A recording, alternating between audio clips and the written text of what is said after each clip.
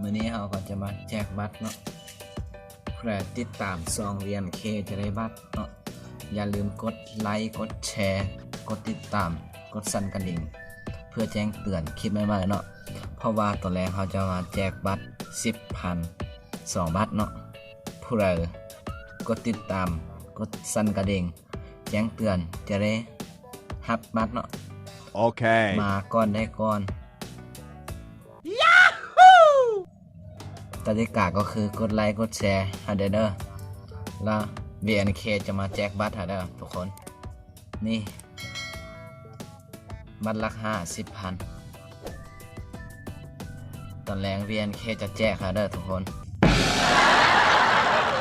ตอนนี้เขายังบ่แจกเนาะขอคนละไลค์เนาะคนละติดตามเนาะเพื่อเป็นกำลังใจให้ VNK ได้มื้อนี้ก็เมื่อสัปดาห์ตอนแรงถ้า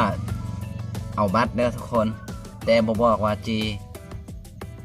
เอาคลิปแจกบัตรลงจักโมงเนาะบายวันนี้มาพ่อกับ VNK ซัมนี้เนาะกล้องโฟกัส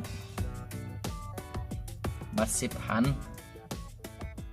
วันนี้ก็เมื่อซัมนี้เนาะ